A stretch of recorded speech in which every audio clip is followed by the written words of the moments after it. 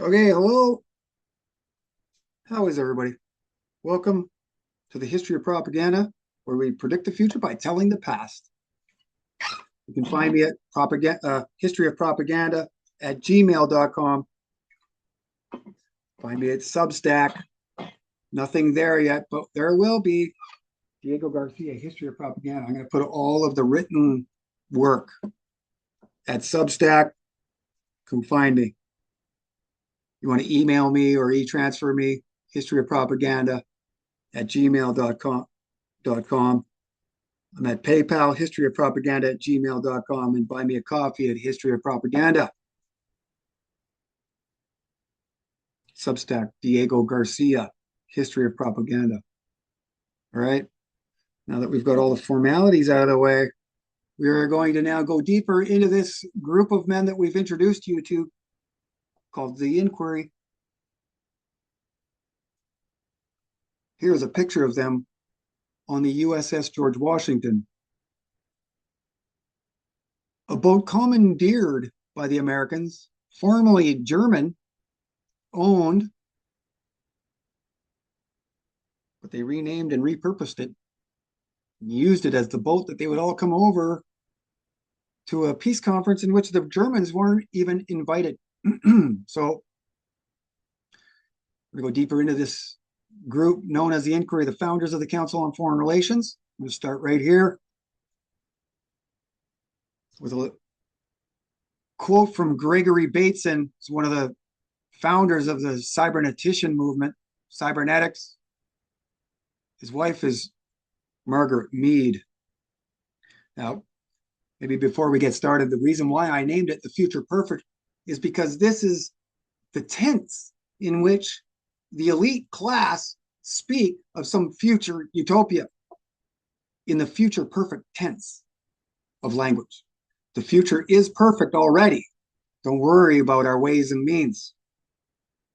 Okay? These are things that we learn when we start studying grammar, logic, rhetoric. The first three steps of the knowledge that they took from us. Start to understand the importance of language, definitions. Noam Chomsky once said that in political discourse, every word has two meanings. And it's up to us now to understand the true definitions of words like liberalism, freedom, democracy, liberty,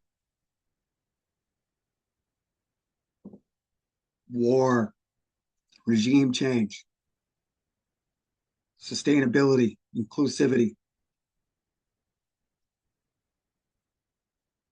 So I call this lecture From Versailles to Cybernetics, naming the two historic events of the 20th century. The word cybernetics is familiar, is it not? But how many of you know what happened at Versailles in 1919? A lecture at the Two Worlds Symposium, Sacramento State College, April 21st, 1966. Rumor is that Gregory Bateson is the one to suggest the idea of an OSS to Wild Bill Donovan, the founder. But we're going to show you that the US intelligence community was created long before. And so, how was this Paris Peace Conference created? Through dialectics, of course. And who was at the head of it? The Vatican, of course. So, on August 1st, 1917, as the world was reeling from the horrors of its very first war, Pope Benedict XV published a note to the heads of all belligerent people. Benedict's message, published in every major paper around the world, called for an end to the prolonged massacre.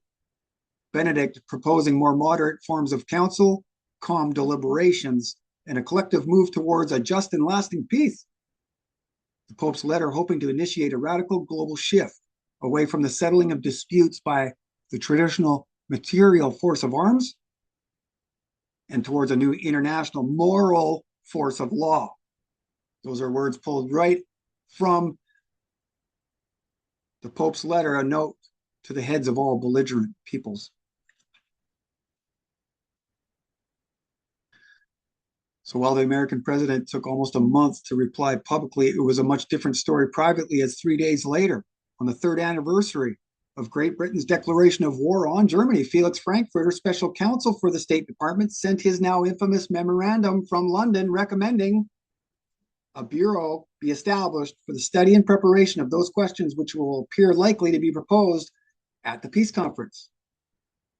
Wilson quickly forming an American Bureau of international experts, handpicked from the most prominent of Ivy League universities and charged with finding a solution to the traditional horrors of material war. A group soon to be known as the Inquiry. Their preparatory work beginning immediately in the back rooms of the New York Public Library and was to align with the work already being undertaken by the British and the French. So this is why Frankfurter is inspired to send a memorandum, because he's looking around. He's in Europe. A lot of these guys are already in Europe ahead of Wilson, already working all of the details out with the British and French. And he's seeing the preparatory work being done by the Brits and the French, two old veterans of colonialism and imperialism. And he's like, hey, we better get going in the same fashion that they are. Let's start collecting stats, data, and collect a group of political and social scientists.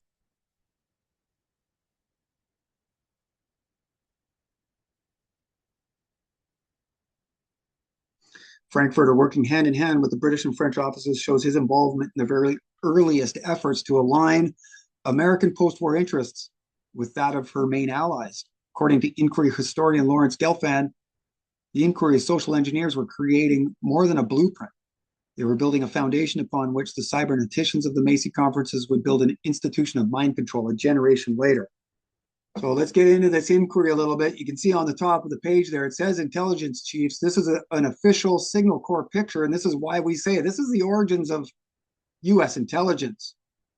This is the founding of U.S. foreign policy. There's no doubt about any of this. The only doubt I have is if the American people are ever going to figure it out. So here is the inquiry in the first couple of days that they arrived at the Paris Peace Conference in the Hotel Crillon. We've gone into major detail here, showing and proving that that's where they are. Checkered board floor and all. This is Rothschild land that they're on.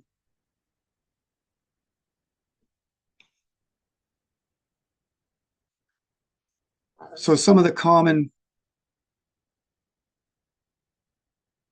commonalities here shared between this group of men are Bachelor of Arts and Master of Arts degrees. Now, what is that? That is the liberal arts. This is the knowledge they took from our general education.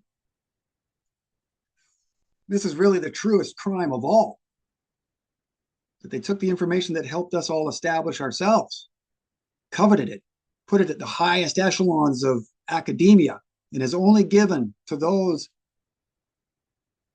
that are the best and brightest. So through the K through 12, they can start to see who are the smartest and just naturally most gifted people. So they start to covet them and they bring them into their fold. So they start working against our own self-interest. So many of these men are to certain degrees knowledgeable and understanding of what's going on. They're going to establish an international order, but they're really led by this noble lie that this is going to create world peace. But many should know better because they're studying Hegelian dialectics, in which, you know, the main premise of Hegel is that war is progress and peace is stagnation. So all of these men compartmentalized, but to a degree, they're going to know what they're doing. Okay, so you can see that beyond the Bachelor and Master of Liberal Arts, which most of them have, they are directors, professors of history. See James T. Shotwell, bottom left, he's the director of research at Carnegie. He's a professor of international relations at Columbia University, hanging out with his two closest friends, James Harvey Robinson and Charles Beard, authors of The New History. He's a founding father of the CFR. To his left, you can see George Louis Beer, BAMA, professor of Euro history, student of Herbert Levy Osgood, an imperial historian. So he's a Rhodes Roundtable member, and he's really a bridge between the Americans and the British. So you can see through here professors of Near and Middle East studies, specialists in slave systems of Greek and Roman antiquity. You see Oxford, Rhodes Roundtable scholars, political scientists, professors, PhDs, members of military intelligence and the State Department. We see that they go on to head organizations like the American Anthropological Association, the American Statistical Association, the American Economic Association, the American Historical Association.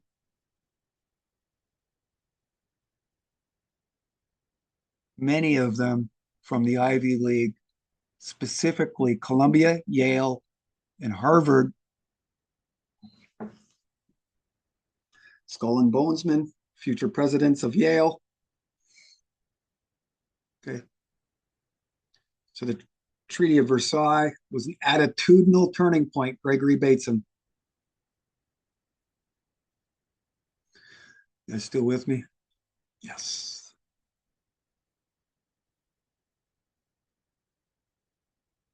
The inquiry's influence in Paris incalculable in that they are the authors of much of our modern day one world monolith. The inquiry representing the first ad hoc interdisciplinary group of social science engineers, setting the stage in Paris for nothing less than what Bateman himself described as one of the great sellouts in the history of our civilization, talking about the Treaty of Versailles. Bateson describing Wilson as a pathologically trusting man, suggesting him a front who allowed himself to be swept up in the current of progressive idealism. Wilson allowing himself to become emotively persuaded by private scholars and diplomats, entering wedges used as tools to usurp the State Department's own presidential advisory authority in one of history's most obvious yet oddly obscure coups d'etats. So the peace treaty was not to be a return to the old diplomacy, but the establishment of a new world order. Page 13, at the Paris Peace Conference, James T. Shotwell. So for 5 years, there's been no free play of public opinion in the world. Confronted by the inexorable necessities of war, governments conscripted public opinion. They goose-stepped it. They taught it to stand at attention and salute. It sometimes seems that after the armistice was signed, millions of Americans must have taken a vow that they would never again do any thinking for themselves. They were willing to die for their country, but not willing to think for it. Frank I. Cobb, editor, New York World. Excerpt from Liberty in the News, page 8. Why is this important? Because Walter Lippmann is working at the New York World, and he is the first ever lifetime founding member of the inquiry and the Council on Foreign Relations. The father of modern journalism was working out of the New York Public Library, all by himself first, 3-4 months after Trotsky leaves. Just saying. So the manufacturing of public consent and the entering wedge, the story of the inquiry, certainly offering extraordinary historical precedent to anyone willing to think for themselves today, as the quotes above sounding ominously reminiscent of our modern day fake news reality. Just as today we may be forever waiting for a return to normal, those living then died waiting for a promised end to all war. The contemporary Western democratic world not led by election or choice, but by persuasion. All the men of the inquiry, just as the members of the later Macy conferences, were deliberately recruited for their political and social science backgrounds, their specialties. Nearly every member with an Ivy League master's degree in the liberal arts, all holding an Atlanticist worldview, all with a cosmopolitan, liberally progressive social conscience, and all sharing a common belief that the technical expert in an ever-growing, more complex and changing world was essential in the guidance of the greater society. This is what unites them. Nearly every single one of the American delegation that came over were considered either leftists or progressives. So this technique of manufacturing the public's consent toward predetermined state goals already proven effective in persuading America into the war they had previously voted against. An astonishing American volte-face, the result of an extraordinarily well-coordinated state-sponsored propaganda campaign, a psychological operation on the minds of the American people. So I refer you back to the 4-Minute Men and this massive move through the media, movies, to invigorate a sense of interventionalists in the American people, instead of what they traditionally were up to this point, were pacifists and non-interventionalists, not wanting to go and get entangled in foreign or get involved in foreign entanglements. This is a key phrase from 100 years prior to that. You can see that Roosevelt's the one that is involved with the Spanish-American War. Then it's Woodrow Wilson, the first president to go abroad for this Paris Peace Conference. So there's a real change in the traditions and values of America. So this technique, yes, that. So a state-sponsored psychological operation, Walter Lippmann, James T. Shotwell, Felix Frankfurter, and the father of propaganda, Edward Bernays, all participated in. They worked directly with 0 degrees of separation for the newly minted Government Propaganda Division, the Committee on Public Information. The CPI, founded by Executive Order 2594 on April 13th, 1917, so exactly a week after Wilson declares war, or American involvement in the Great War. Well, Balfour mission is on the sea coming over.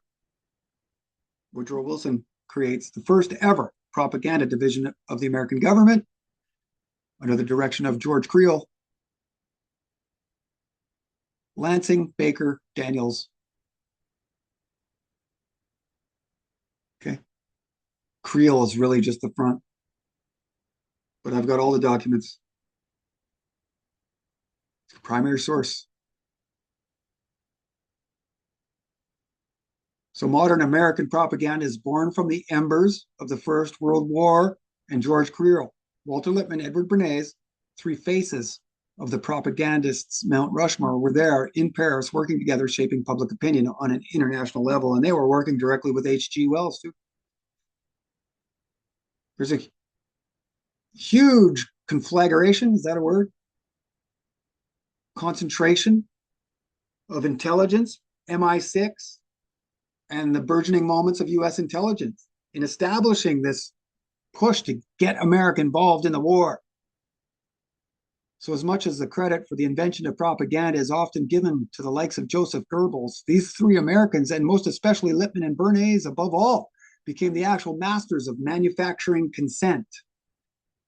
Interesting to note that both Lippmann's groundbreaking Public Opinion in 1922 and Bernays' crystallizing Public Opinion 1923, published within months of each other, are currently enjoying their 100th year anniversary, now even more than that. So it's been 100 years and nobody's even heard of these books. That's where we're at. We don't even know who our actual enemy is 100 years later.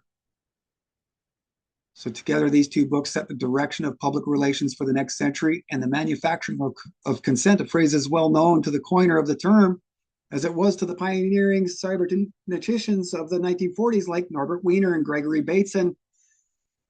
It cannot be overstated as this concept, the foundation upon which the entire scheme of public manipulation was made possible. So you've been following along our previous work. You know Walter Lippmann as the founding member of the inquiry and a Council on Foreign Relations lifetime board member, lifetime founding member, as stated by his official biographer, Ronald Steele, as I've shown. He is also largely lauded by professors of media studies as the father of modern American journalism. Deans of Columbia School of Journalism. 2022 Walter Lippmann Colloquium, in which they talked about the crisis of the expert. We start to see that they're going to switch all of this, and here we are in 2026, and it is out there and overt. The tech native America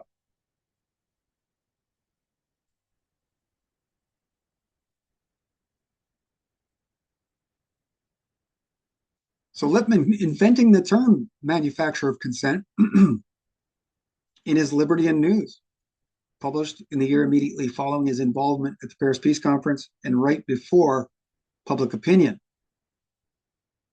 So on page 4-5, Liberty and the News, everywhere today, men must deal with questions more intricate than any church or school had prepared them to understand.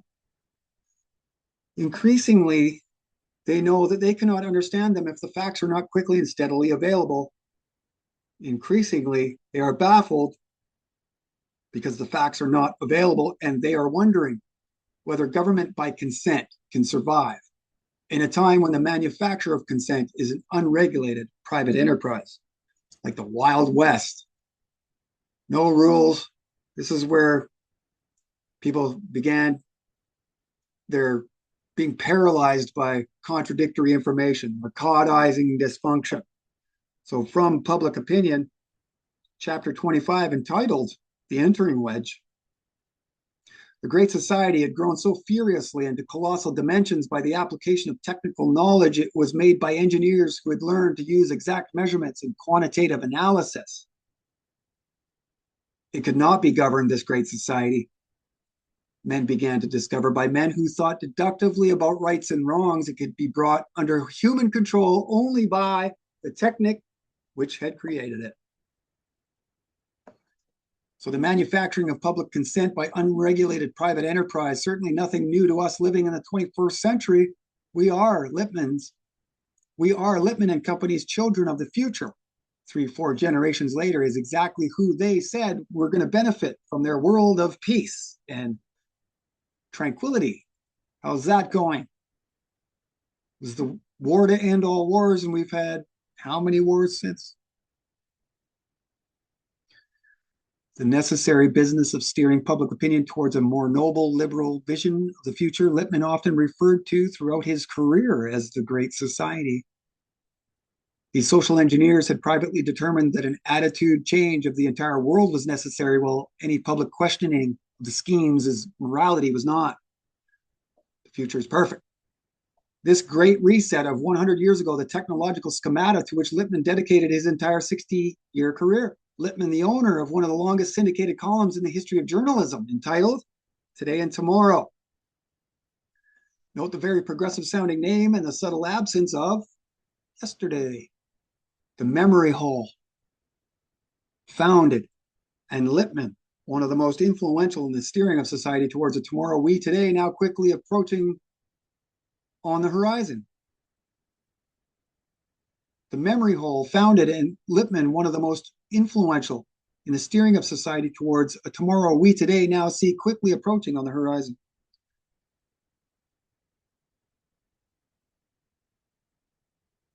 So in chapter 25 of Public Opinion, Lippmann writes of applying the social science technical expert as the entering wedge, driven deliberately between the private citizen and the vast environment in which he is entangled. So in eminence Greece, men of letters with no moral agency, wielding facts and statistics as if they were weapons, the scientific expert. Members of the inquiry pioneers in these fields of facts, stats, and numbers. We showed you the American Statistical Association. One of them is president of. And they all share. They only stay president for a year because they want several men to handle the responsibilities of being a president of an association. Much like many of them were editors. They learned how to be editors at these Ivy League universities.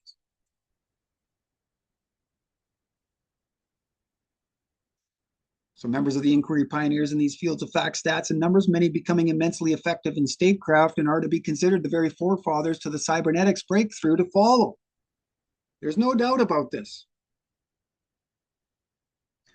The story of the inquiry and that of the initial Macy conference is nearly identical. Both groups were made of social scientists hired as special aides to assist in the scientific management of society. Experts in their respective fields of human studies: sociology, history, economics, anthropology, human geography, psychology, podiatry, game theory, everything you could imagine. All of these specialized disciplines all brought into one room, and then they all took their turns doing presentations of their work and their latest work, and then they all concerted over all this information, and from that decided the directions that they wanted to go. Both groups of social and political scientists, heavily funded by Rockefeller, Carnegie, and Ford, although separated by 2 decades, both served similarly as effective counsel in the government of government, the understanding of understanding, and in discovering the human use of human beings. Here it becomes very important to take note of the definitions of both cybernetics and government.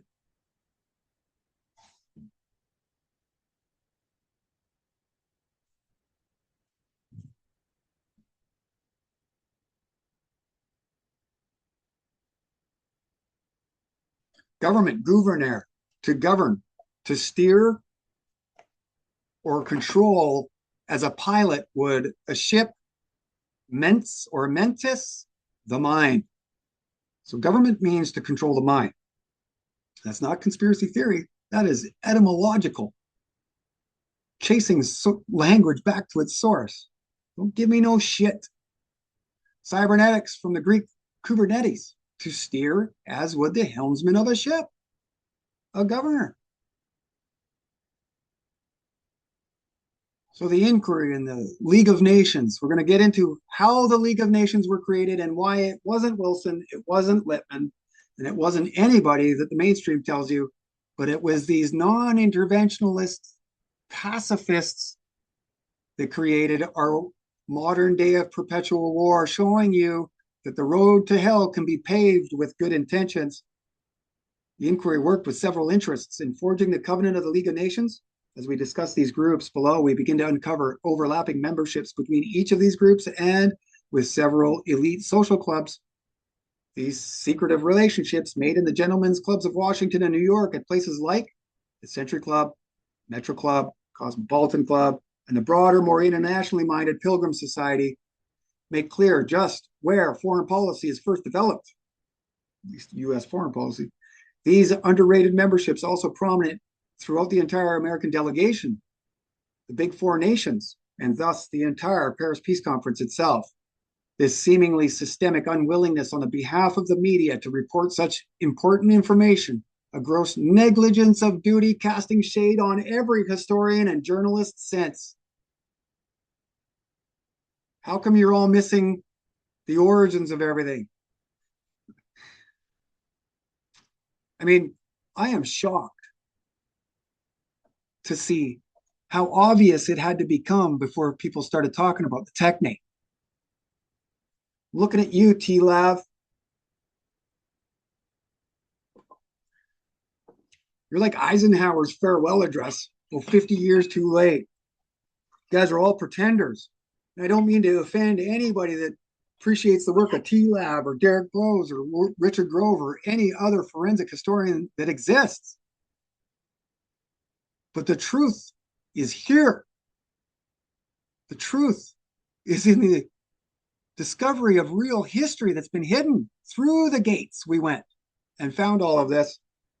Go look around. There's nobody talking progress.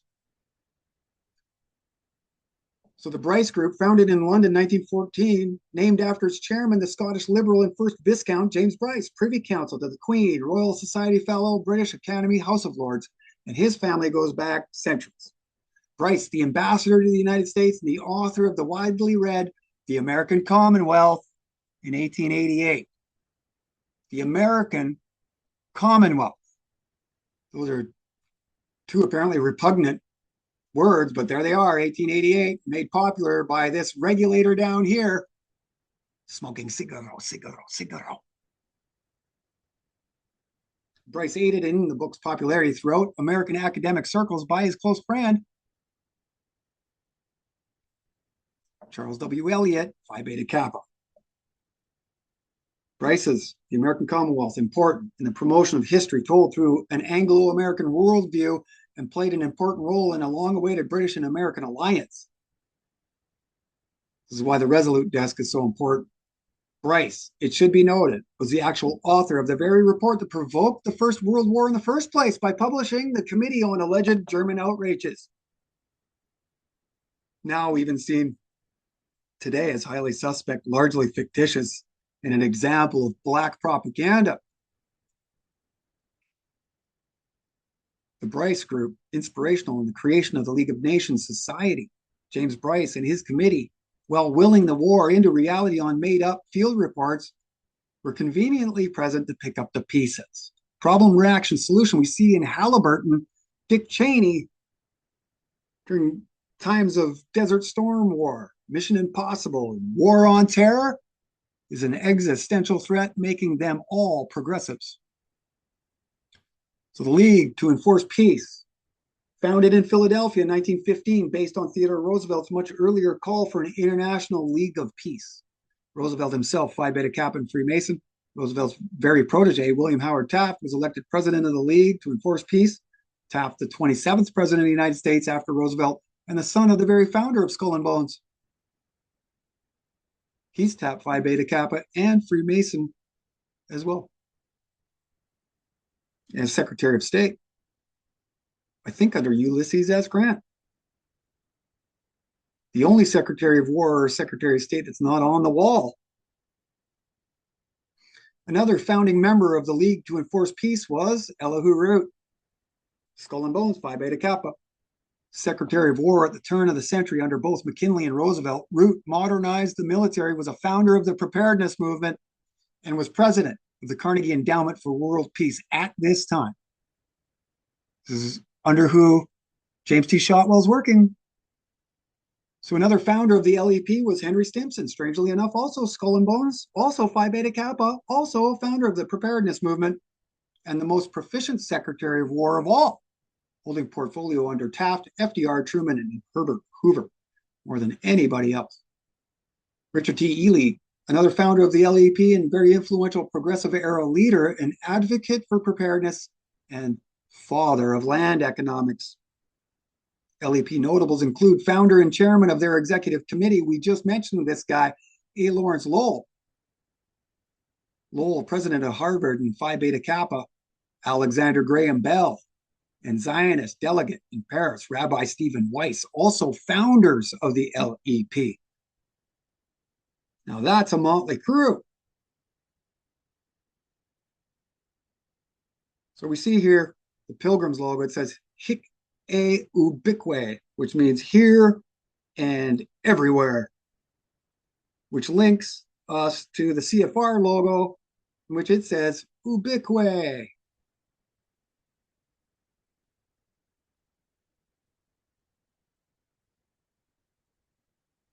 So the League of Nations Union was the third group to help establish this League of Nations. Woodrow Wilson was nowhere to be found. So founded in New York, 1918, a merger between the League of Free Nations Association and the League of Nations Society. You can check that.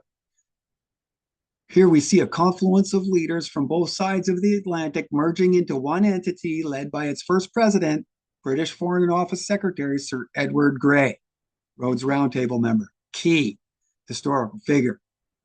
The League of Nations Society, founded by the founder of the National Birth Control Association, Marjorie Spring Rice, and its membership filled with authors who were writing books, pamphlets, and other literature promoting the ideas of the Bryce Group. So we talk about propaganda needing an institution and information. We have to have a building where we can all congregate, and then we have to have a periodical to then disseminate the ideas that we came up with at the Century Club, the Cosmo Club, and so on. This is how the world works, guys. Prove me wrong. So within this milieu, we have identified as members of the executive committee an interesting array of representatives of those organizations most in control of our society today. The apostle of internationalism, Stephen Duggan, Harvard Law School handler of Frankfurter, Brandeis, and Lippmann, Billings' learned hand. J.P. Morgan counsel Thomas W. Lamont, the first American fascist, if not Richard Washburn Child or J.P. Morgan himself. Zionist leaders and fellow Harvard Law alumni, Felix Frankfurter and Julian Mack.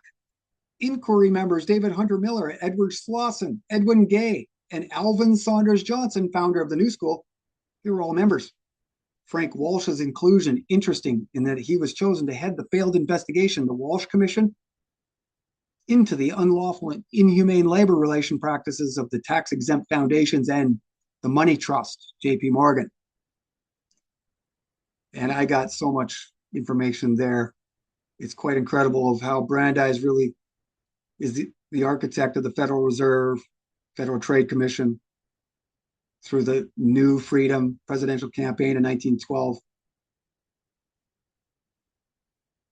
So the League of Nations Union was ultimately under the leadership of the Rhodes Roundtable movement. This was Cecil Rhodes's dream. He died in 1902, but he wanted to rule the world and have one center in Paris, or in London, and one in New York.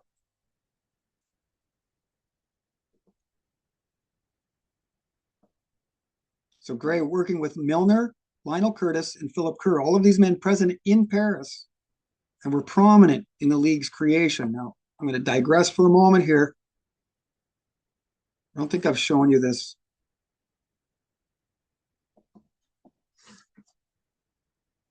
Because we bring up Robert Cecil. Let me show you this book that I purchased for $7.50, in which inside had a newspaper article from November 44 talking about Dumbarton Oaks. That's the founding of the UN in a book. So whoever was reading this understood that the UN is derived directly out of the League of Nations and all this work. Here we see Viscount Cecil, 1929, his book, A Great Experiment, in explaining the creation of the League of Nations.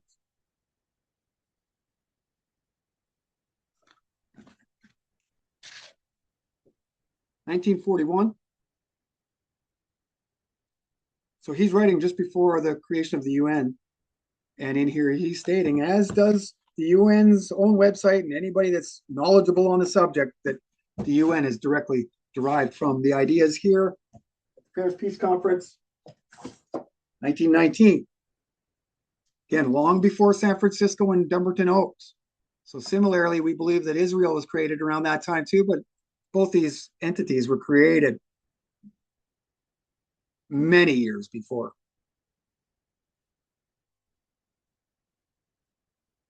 So back to this story, the rise of internationalism, Brandeis Part 9. And why do we put Brandeis there? Because he's really the first given the opportunity to create this inquiry group, as we've stated. So 1917, the 1917 Club. This is where we find Aldous Huxley. So founded in 1917 among the political salons of Soho, London, founded by Leonard Woolf and the British intelligence cryptographer Oliver Strachey. Named after the February 1917 Bolshevik Revolution, by the way. Membership was largely made up of Labour Party members. So whenever you see British Labour Party, think Fabian Society, because that's where they come from. Liberal Party members of the Union of Democratic Control and the Bloomsbury set.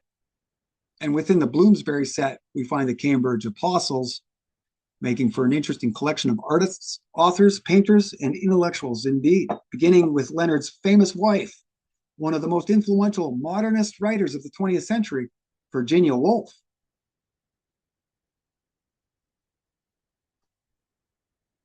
So who's afraid of Virginia Woolf? Me.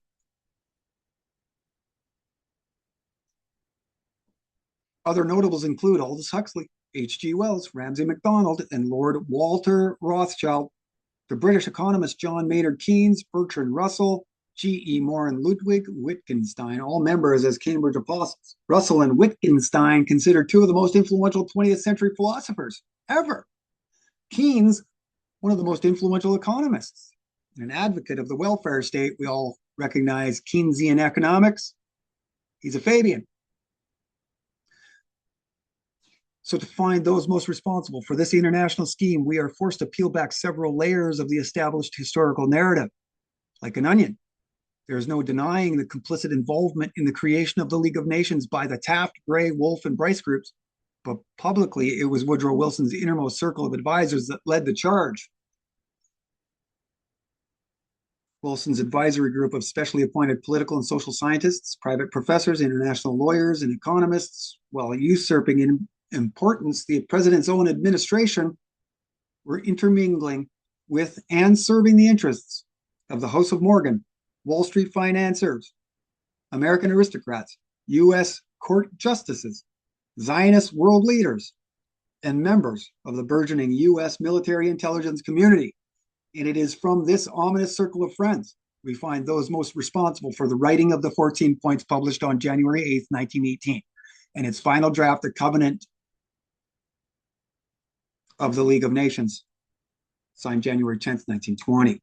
So as I'd stated in the previous show, we were going to get into these proceedings of the Inter-Allied Labor Conferences.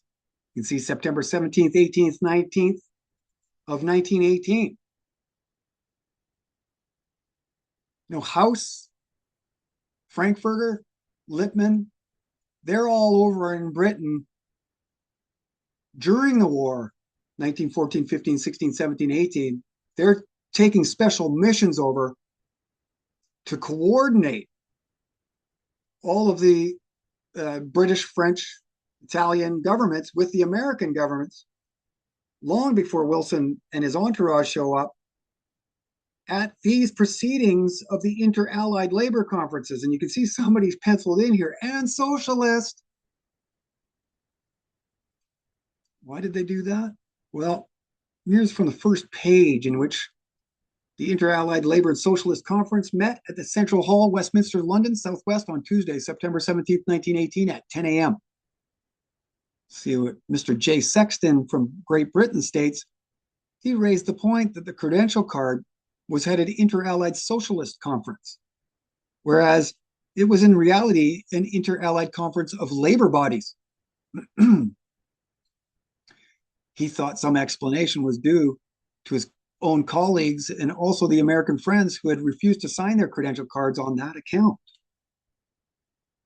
So, arguing among ways and means, but not the ends. International law was the answer. But now you start rubbing shoulders with socialists and Marxists, and some had problems with it. You can see a manifesto by the Fabian Society, Fabianism and the Empire, Bernard Shaw.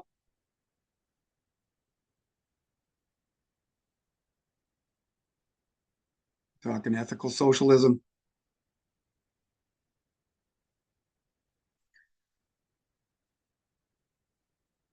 This is a combination of socialism, Marxism, and American progressivism in the overflow of the definition of liberalism. And they were all hanging out at the House of Truth, 1 mile from the White House. A lot of this emanating from a political salon, 1727 19th Street. So note the Inter-Allied Conferences were chaired by Fabian Society founder Sidney Webb and George Bernard Shaw, an executive member. Also note on the same document how several delegates were confused as to why the word socialists was included on their credentials. This is why we refer to these meetings as the Inter-Allied Socialist and Labor Conferences. These documents can be found in their entirety on our website. No longer there, but you can go on to internetarchive.org, put in the titles of these, and you'll find them. That's how I found them. So we got provenance here just showing these are the men involved. Here's Edward Filey. He's the guy that brings Brandeis into the Triangle Shirtwaist and Cloak Makers strikes of 1910, where all the women jumped to their deaths because that building was on fire and somebody locked all the doors so they couldn't escape. Could be a dialectic. I think that's probably very similar to how they used the Great War to create this new international rule of moral law. These people aren't above those kinds of things. The apostle of internationalism, Stephen Pierce Duggan.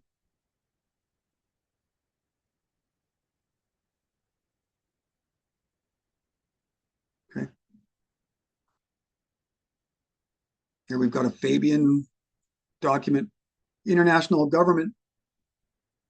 two reports by Leonard Wolf prepared for the Fabian Research Department, together with a project by a Fabian committee for a supranational authority that will prevent war.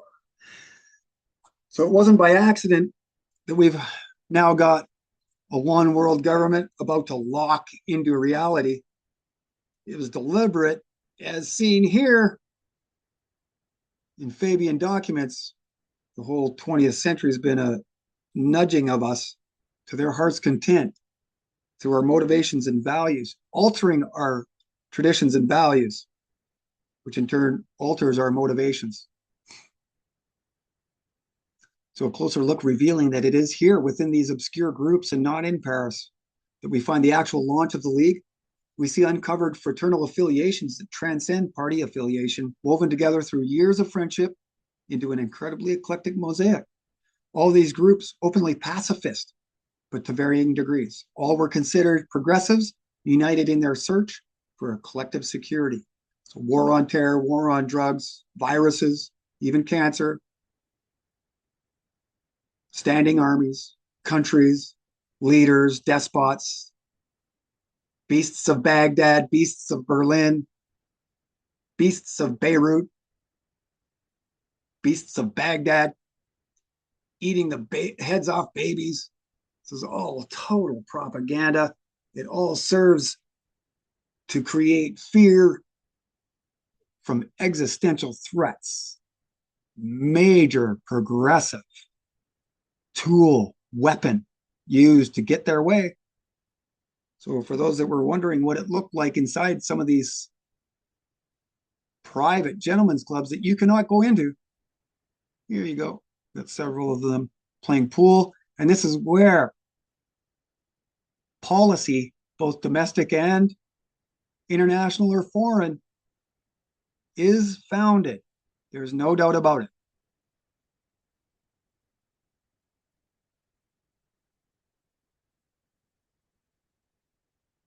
Okay, so hopefully you guys are still on the same screen as me. And you are. You're looking at centurions in public service. Another one you can find at internetarchive.org. Written by Frederick S. Nathan, and he goes into the history of the centurions in public service, particularly that of presidents, Supreme Court justices, and cabinet members. So a quick look through the memberships list of these various groups reveals distinct crossover, as not only the most influential politicians, statesmen, diplomats, and scholars of our modern history are explicit in their involvement, so too their necessary complement of popular Western authors, writers, poets, and painters, working in parallel, in concert, to propagandize against the world at this point. Here we see how societal control and the manipulation of the masses really works. All these well-known social reformers working in parallel and employing all forms of propaganda in the manufacturing of the public's consent as America transitioned from the last days of the Gilded Age to the bright promise of modernity and the establishment of a new world order, a term they use. There's no denying the complicit involvement in the creation of the League of Nations by the Taft, Gray, Wolf, and Bryce groups, but publicly, it was Woodrow Wilson's innermost circle of advisors that had led the charge. I believe I've read that already.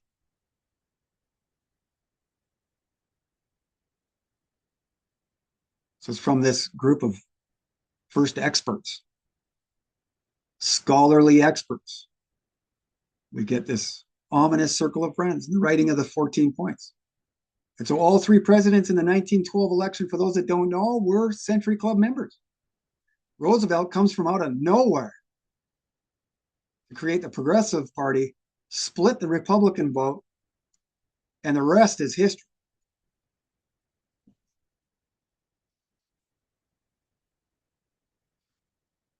So Wilson's inquiry, like Taft's League to Enforce Peace, was predominantly made up of men of honors, Taft Phi Beta Kappa.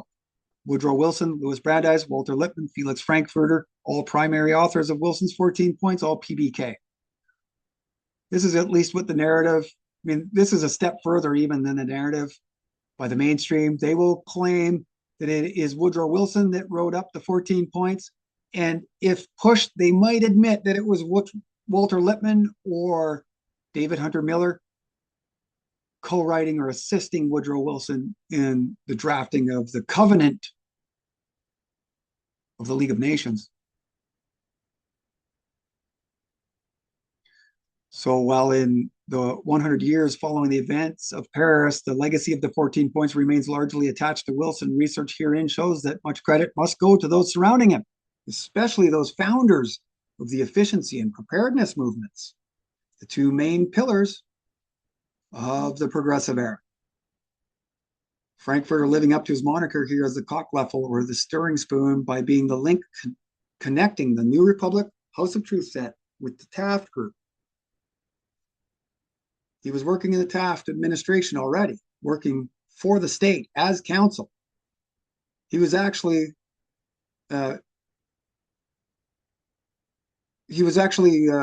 government counsel working against people that were against the war, using sedition laws that Brandeis establishes. And perhaps there was no more influential voice in the progressive movement than that of the sage advisor to all, Frankfurter's half-brother, half-father, mentor, and Supreme Court Associate Justice, Louis Brandeis. Brandeis very influential in persuading Wilson to create from out of executive order the Federal Reserve and the Federal Trade Commission. Brandeis was a soft-touch guiding hand, while his protege, the Judge Advocate General, Felix Frankfurter, the heavy-handed iron fist representative of state justice. They both counseled for the government.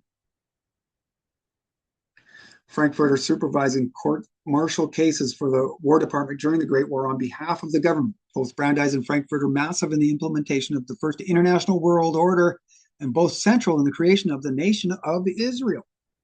They are two of the four people in the room when Israel is founded, at the Paris Peace Conference in secret meetings. While Brandeis is on his way to Palestine, he pokes Lord Balfour in the chest and says, "Don't screw it up while I'm gone." And Lord Balfour says, "Of course, Mr. Brandeis, you are the sage advisor to all." Brandeis lays down three massive conditions that make a lot of sense as to why there is turmoil, conflict, murder on massive scale going on there now. So in fact, Frankfurter, according to eyewitnesses, had his foot in every delegation in Paris, and acting as the Brandeis conduit, was one of the conference's most influential figures. Frankfurter parlaying the key personal relationships made earlier at the House of Truth, 1912, 13, 14, and he goes to be a professor at Harvard Law School, into world-changing international policy in Paris. I will get that article out, The House of Truth and the Devil's Agent, because Oliver Wendell Holmes calls himself Mephistopheles. So here is a House of Truth nucleus. We've got Robert Grosvenor Valentine. He is the leader or the owner of the House of Truth. He is the guy that really establishes industrial relations as this lubricant between capital and labor, because labor doesn't want anything to do with being scientifically managed. And this is what causes a lot of war. Labor wars, seriously. Was them trying to adapt the labor force to the factory. So they use scientific management and labor relations as kind of the lubricant. Robert Grosvenor Valentine really credited with founding that piece of technology. He would die. Robert Grosvenor Valentine would die in the presence of Felix Frankfurter at Delmonico's restaurant shortly after he gave to the world the technology of labor relations. Not long after he died, so did Frederick Winslow Taylor after giving the world the technology of scientific management. Brandeis took over the public relations in interfacing with the public when they were concerned with the death of Robert Grosvenor Valentine.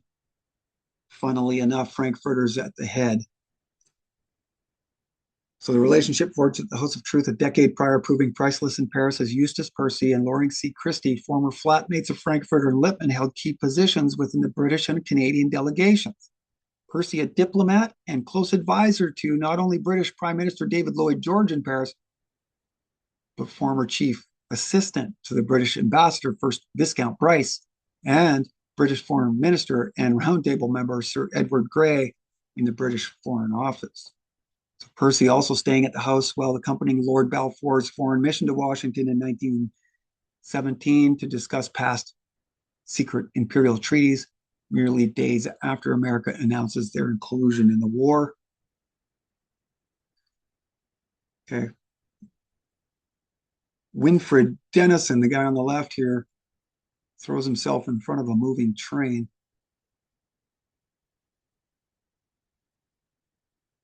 At, what's it called? Penn Station in New York. Okay. So when the Balfour mission came to Washington to start to inform the Americans of all of their previous agreements around the world, to get America up to speed on all of the past, all of the belongings of the British, the French, former colonialists, the first person that Balfour wanted to see was Brandeis. It's documented. He states it. So Loring C. Christie, another roommate at the House of Truth, was another Harvard Law alum, editor-in-chief of the Harvard Law Review, and graduated alongside Frankfurter. Christie, despite being a Canadian, worked as an assistant to another House of Truth resident, Winfred Dennison, in the Department of Justice under Skull and Bonesman Henry Stimson. In fact, Frankfurter, Dennison, and Christie, all employed by the Taft government under Stimson nearly 20 years before the 1919 Paris Peace Conference. They're all old friends, including FDR. Loring C. Christie was, during the peace talks, the closest personal legal advisor to Canadian Prime Minister Robert Borden. The entire House of Truth fraternity well represented in Paris. Theodore Roosevelt helping to close this progressive circle, and the House of Truth was meant as a bullhorn for his 1912 presidential campaign platform. They all switched to Wilson. And here is the book, House of Truth, a Washington political salon and the foundations of American liberalism. This is where they flipped the definition of liberalism from classic to neoliberal activist that we see today, BLM, Antifa, directly from here. And the House of Truth, the book here I own. You can see how thick it is. And I've gone through here deeply detailing massive amounts of information here. And we boiled it down into hour-and-a-half video so you can easily understand. I'm trying to save you guys a lot of pain. Roosevelt, also Phi Beta Kappa, also a 33rd degree Mason, and perhaps the founding father of progressivism, running the very first progressive platform in 1912 called the Bull Moose Party. And now since there, I've discovered that the Progressive Party really starts out of the Republican Progressive League, the National Republican Progressive League. This is Richard Washburn Child, Robert La Follette. And as stated in the La Follette's Weekly at the time, they identify Louis Brandeis as a major founder. There's a picture of the House of Truth, 1727 19th Street, Northwest Washington, 1 mile from the White House.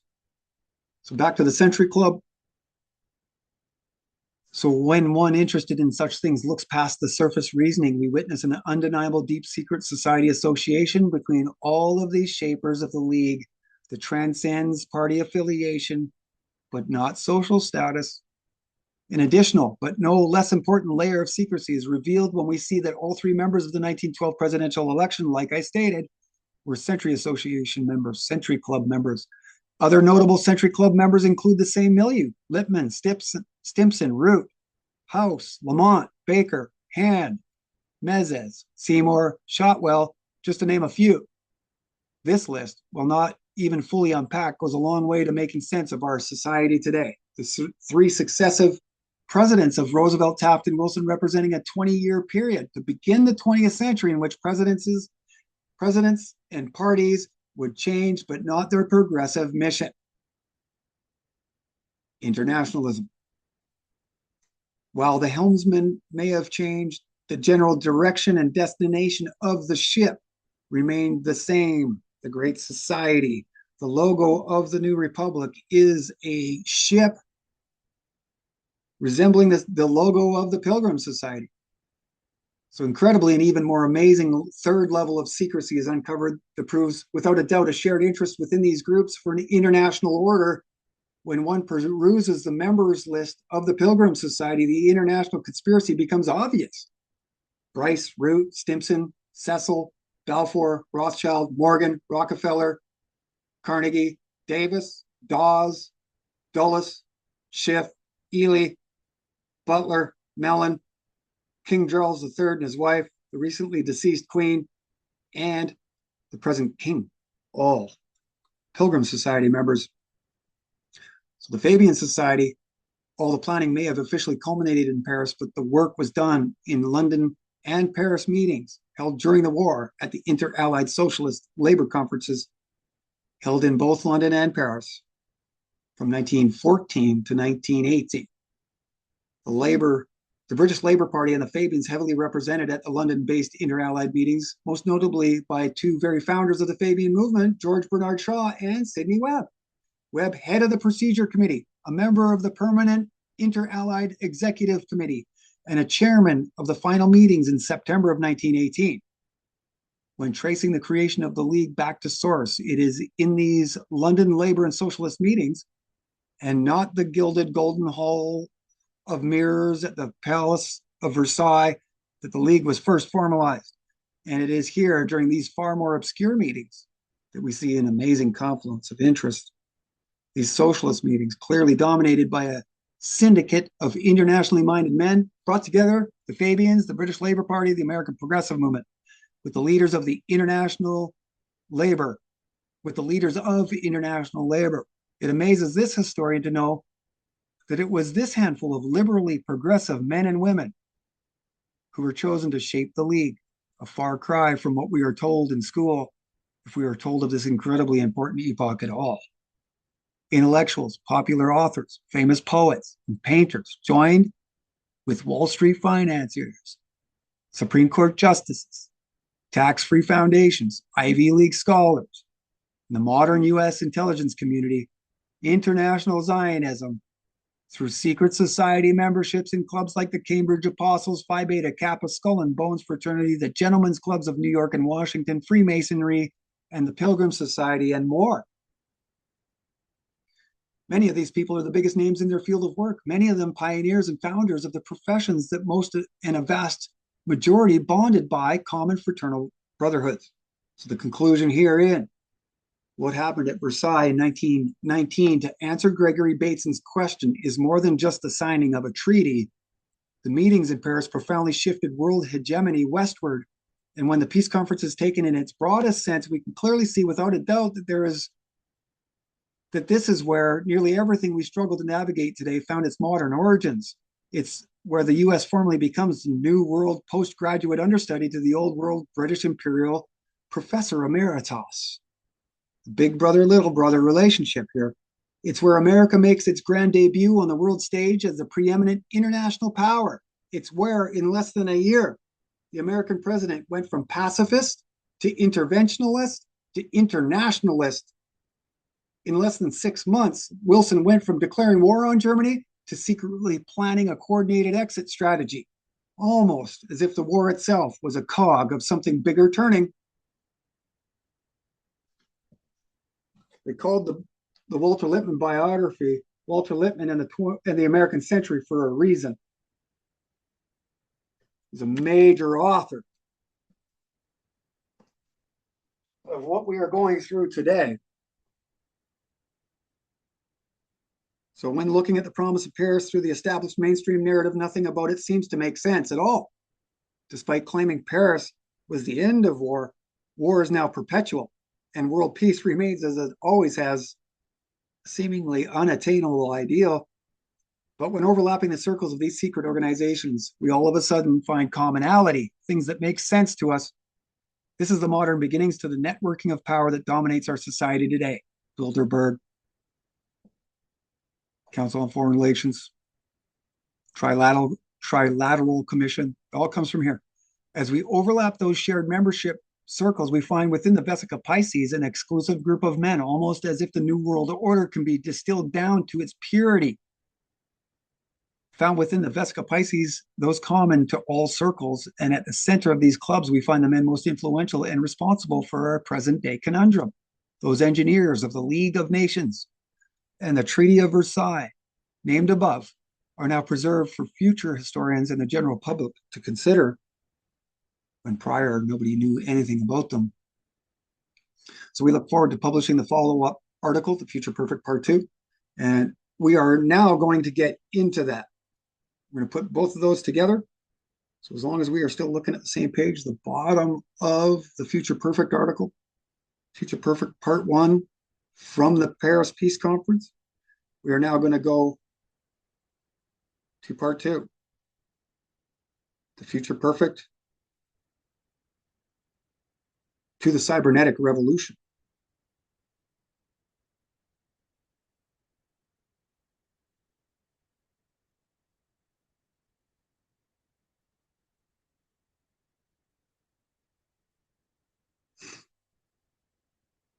Okay.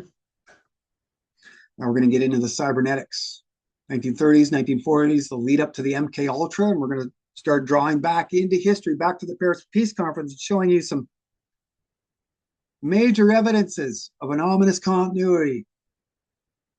So here we have all of the Macy conferences, not all of them, but all of the important ones. See Margaret Mead sitting third from the left, front row, right beside William McCulloch, one of the faces of the cybernetic revolution. And it's within this milieu that Sidney Cohen, Oscar Janiger, and Humphrey Osmond admitted in the MK Ultra video to be a part of. So from the 1919 Paris Peace Conference to the cybernetic revolution we go. Let me just make sure that you are looking at the mug of Gregory Bateson. Yes. So Gregory Bateson, if rumor is true, is the one that suggested the idea of the CIA or the OSS to the founder of the OSS, Wild Bill Donovan. I haven't been able to confirm that, but this is what I hear.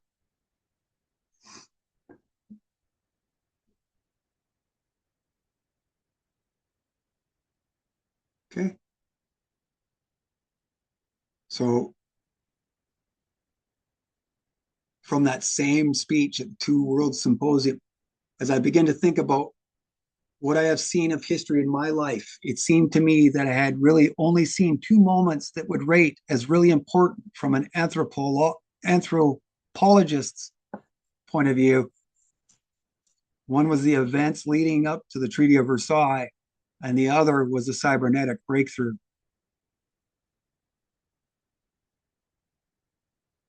Gregory Bateson is really one of the founders of Silicon Valley, even.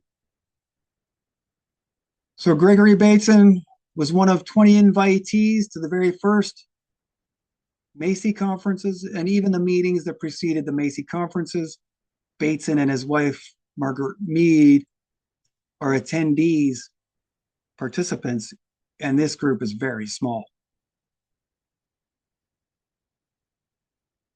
Okay, Bateson seemed destined from birth to be among the pioneers of biological control systems, having been named after the founder of genetics, Gregor Mendel. Here's where it gets wild. Bateson, the inventor of the double bind dilemma, describing the paralyzing effect one experiences when inundated with conflicting information. A similar phenomenon to what fellow Macy attendee Paul Lazarsfeld would later famously coin narcotizing dysfunction, as we've covered more than once. Hello. So here's the book that I've shown you that I own in the back, in behind me. Probably fine. Good girl. Okay, so Bateson, along with his wife, Margaret Mead, and Lawrence K. Frank, represented the social science cluster and were responsible for guiding My screen share has been paused. What does that mean? Oh, oh, it's going back and forth. Look at this. My screen sharing is back. Somebody's getting at me, I think. Okay. My I'm not sure what just happened there, but on my numbers here, I see that the screen share is going off and on and off and on and off and on. I've never seen that before. We'll just persevere and try to continue. It's very interesting. I've never seen that before. It says my screen sharing is paused. Huh? Nobody wants me covering this. Wow. They're going to stop my ability to screen share. Is that true? Is that possible? I suppose it is.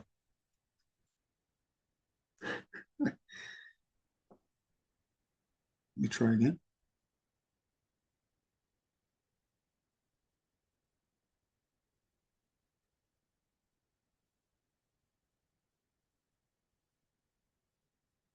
Hmm.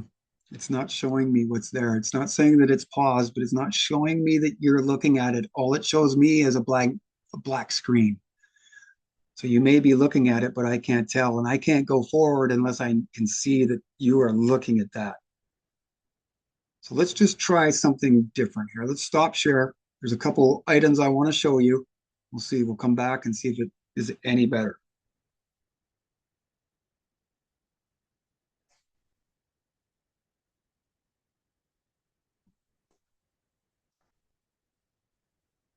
A couple interesting things to cover here that I want to make sure we do. And we'll see if time will help. So an organizational chart of the American delegation at the Paris Peace Conference should be what you're looking at. I can't tell. That's wild. They're not giving me the screen share. I don't know what you're looking at. I'm hoping you're looking at the American Commission to negotiate peace. But without showing you these things, there's not much matter going forward. Hmm. What can I do? They're not letting me screen share. Normally, if you if you're familiar with Zoom, they've got a little screen sharing window and it shows you what is being shown, but it's not now. And that happened right after it said that my screen share was being paused and unpaused and paused and unpaused and paused and unpaused. Interesting. The moment my wife comes home, I have no idea. Look at that.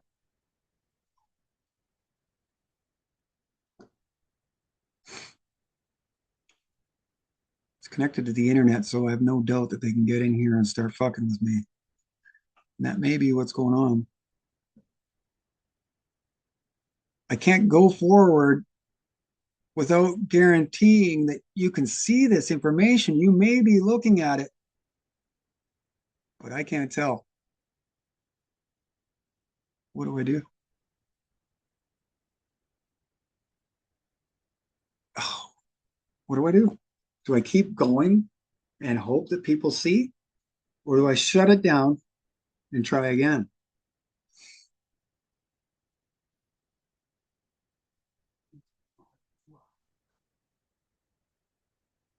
I'm going to keep going. And if all of this is cut off, I'll just edit the back end and then we'll present Future Perfect Part 2 Cybernetic Revolution in its own separate part. Okay. Just in case it is there and you guys are watching, I'm going to continue and we'll finish off this cybernetics revolution as if there is not an issue. But I do believe that there is. So we are looking at, if you are, a schematic drawing of the organizational chart of the American delegation at the Paris Peace Conference. And in the bottom left, you can see, if you can, that the inquiry is under the heading and inside the box labeled intelligence. And so I've already shown you that that picture at the very beginning has inscribed at the top in handwriting, intelligence chiefs. Isaiah Bowman, Chief Territorial Specialist and Executive Officer. See, all of the names that I've been talking about are all found here. Here's Brigadier General Marlborough Churchill. He is the co-founder of the Black Chamber, the NSA. This is why I say this is the founding of the military-industrial complex, the Pentagon, U.S. intelligence, by a technological, scientific elite.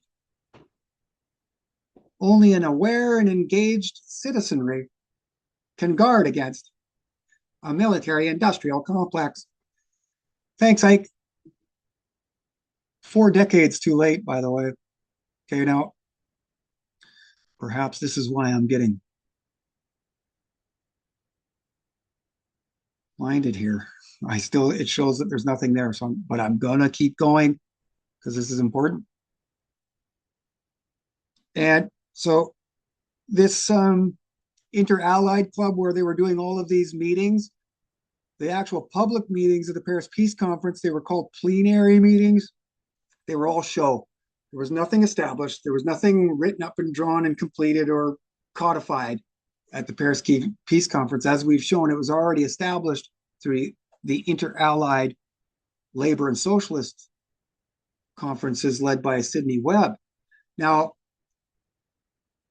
the Rothschild-owned buildings, they were working all of this out. One of them was purchased by the American government and is today part of the U.S. Embassy in Paris. You can see here, 1948. I've got the actual receipt that shows the U.S. government purchasing from the Rothschild, Edmund de Rothschild, Maurice de Rothschild, previous owner to 48. See that? And James T. Shotwell and all of those involved, if you look deep enough, you'll see they all admit, they're actually astonished, some of them themselves, that all of the decisions being made and all the conversations being made are out in the Rothschild-owned gardens and vast green yards. So how far away from this program do you think the Rothschilds are? Most likely directing it.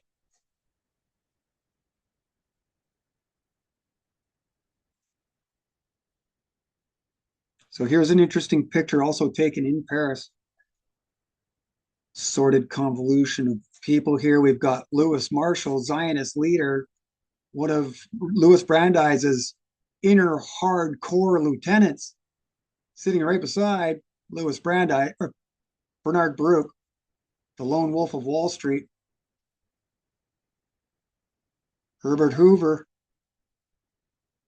key player underneath Bernard Baruch's War Industries Board. We've got Norman Davis, Thomas W. Lamont, both J.P. Morgan representatives. They are there to collect their debts. Colonel House and his brother-in-law, Auchincloss, who we've seen in previous work, Vance McCormick. These men are all in that bigger Paris Peace Conference, the American delegation photo. Go through some provenance here to get to these official pictures again of the inquiry on the USS George Washington, a boat that they recommissioned, took from the Germans.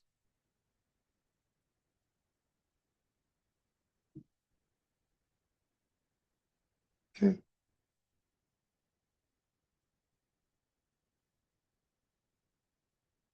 Here's our guys. Gone over in the last episode.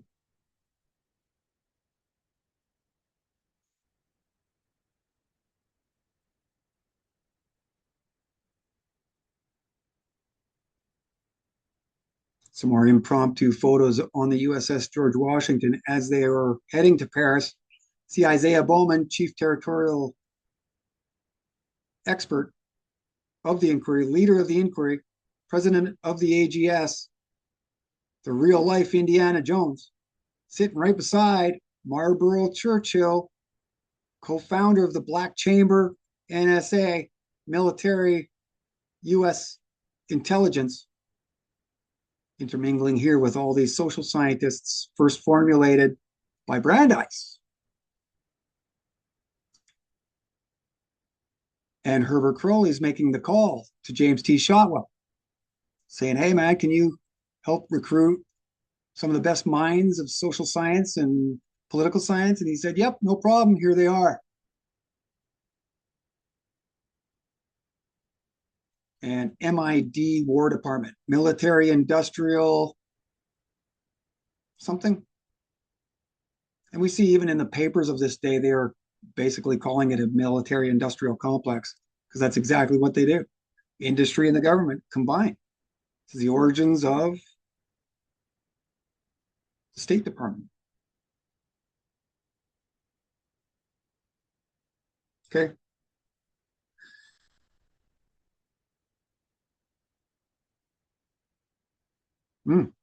That's interesting. You didn't see any of that. The share is actually stopped. I didn't do any of that. Somebody is stopping my share. I'm not kidding you. Can you see an American Commission to Negotiate Peace there? I don't know. Do I have to say all of that again?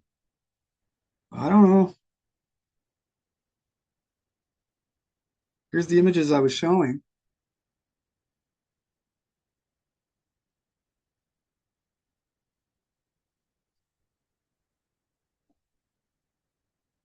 Marlboro Churchill right in the middle, sitting right beside the real life Indiana Jones, James T. Shotwell. If you want to blame somebody for this not being in the history books, Charles Homer Haskins. Man, that's wild. I don't even know. Okay.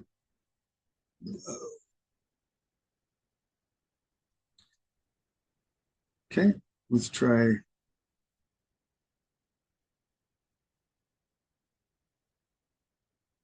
want to actually show you something from Paris Peace Conference organizational chart. I don't know if you've seen it now. Let's see what we can do because there is a real great lesson in these schematics. Look at that. It won't tell me. So I'm just going to hope that you're looking at a schematic drawing and we're going to zip over two more, three more. Here's some pictures from the Paris Peace Conference. Here's all the Yale representatives. I don't even know what they're looking at anymore. This is impossible.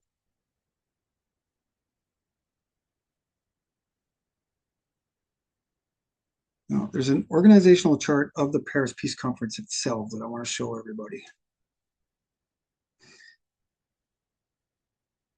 Because there's not a greater image to show that history is told by the victors than that one. But if we're here,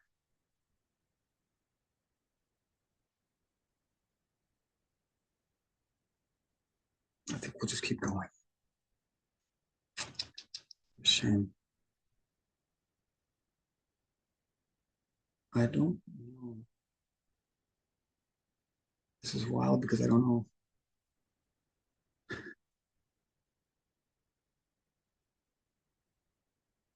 It's not showing me. So I'm going to assume that you are looking at the Future Perfect Part 2. So Bateson, along with his wife, Margaret Mead, and Lawrence K. Frank, represented the social science cluster and were responsible for guiding the selection of representatives of the human sciences for the conferences. Bateson even founding the practice of family therapy through the Bateson Project and its subsequent groundbreaking study entitled Toward a Theory of Schizophrenia. His daughter is huge in this movement today. So we're taking from the book that I showed you, I own here on the bookshelf, and it's the image there, and it's the image behind even. So among themselves, it was known as the Man-Machine Project, and together it represented the next phase of research and development into what the founder of cybernetics, Norbert Wiener, subtitled in his groundbreaking book, Cybernetics, the control and communication in the animal and machine. No mention of human, much like they never mention yesterday. Prior to being known officially as the Macy conferences, the meetings were ominously titled the Cerebral Inhibition Meetings. And the first two presentations focused on hypnotism and conditioned reflex, as we've shown. And it was all made possible through the Josiah Macy Foundation and the British social hygiene organ, the World Federation of Mental Health. Frank Fremont Smith, as the medical director and executive secretary of the Macy Foundation and the president of the World Federation of Mental Health, acted as a liaison between British and American social science programs. This is where we see the MI6 and US intelligence getting together to figure out how to best control the human being. So for those following along, the World Federation of Mental Health, founded by John Rawlings Rees, founder also 1 year earlier with the help once again of Rockefeller funds of the infamous Tavistock Institute in London,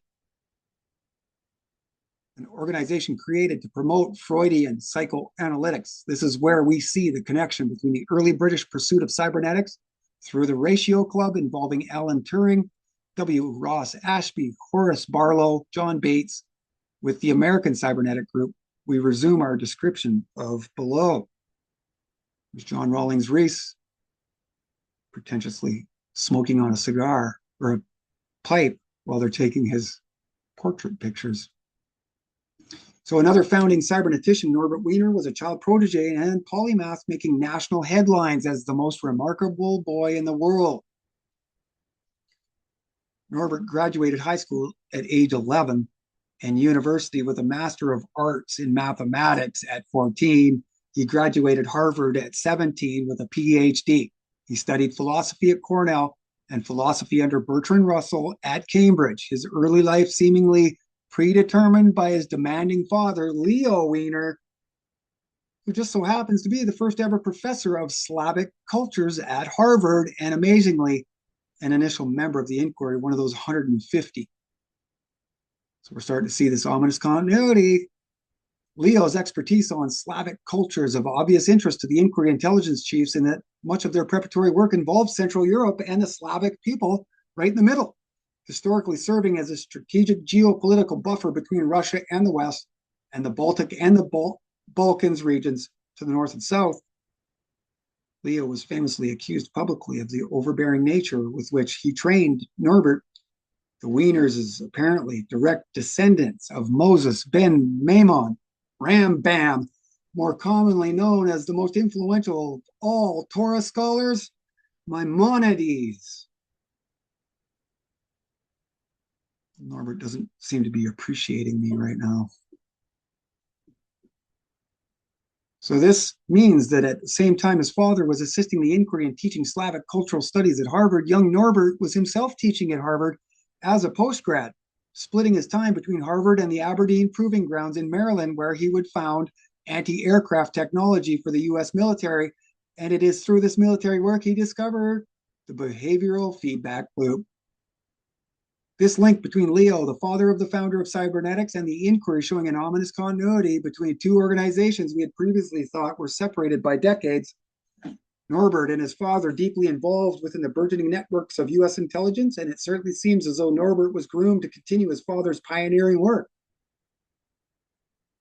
A more important link connecting to the inquiry in this cybernetician movement may not exist.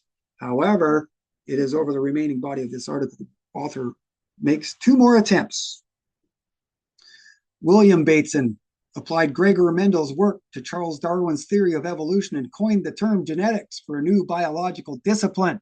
Samantha Hauserman, Arizona State University, published January 28, 2014, the Embryo Project Encyclopedia, naming Gregory Bateson's father, William, as the founder of genetics. Gregory Bateson named after Gregor Mendel. And what did he discover? What's Mendel famous for? Peas in a pod. So are we all peas in a pod? Is that what they're trying to make? It's through these scientific discoveries that they really transferred a lot of that knowledge over to the animal, the human being. William Bateson, the father of Gregory, a fellow of the Royal Society, and the first to use the word genetics, was the founder of the Journal of Genetics in 1910 and the Genetic Society in 1919. the founder of the two necessary pillars of propaganda, information and institution. Gregory Bateson's father, William, besides coining the term for the entire future of the discipline, founded both the place to congregate and a place to propagate. It looks to us as if William Bateson, with his combative, forceful personality, was to Gregor Mendel what Thomas Henry Huxley was to Charles Darwin.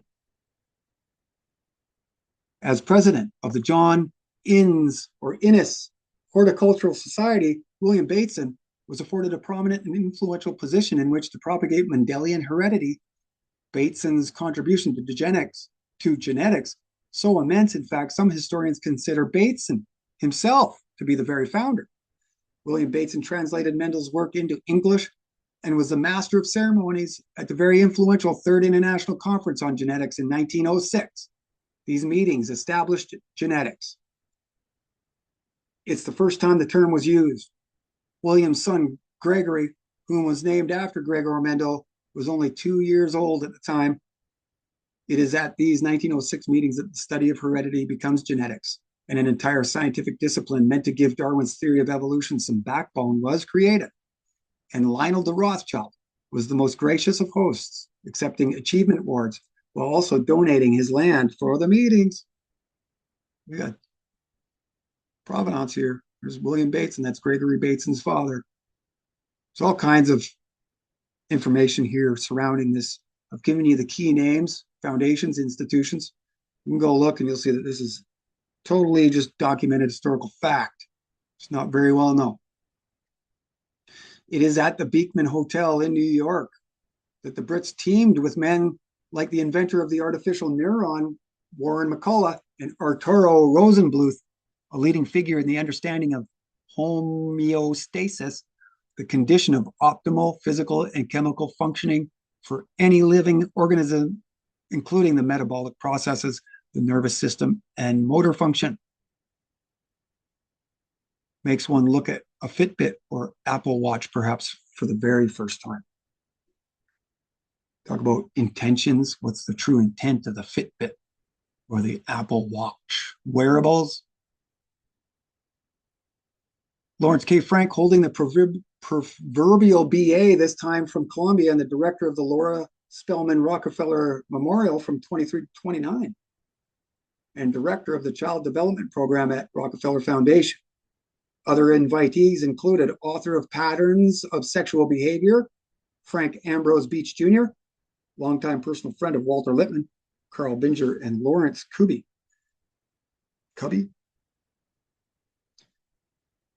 And I still don't know if people are watching. I don't know what they're seeing. Hopefully it's what I'm showing you. For the first time in the history of science, we know how we know, from Warren McCulloch. To know how we know, an early milestone on the singularity journey that both confirmed a human use of human beings and a launching point for the information age.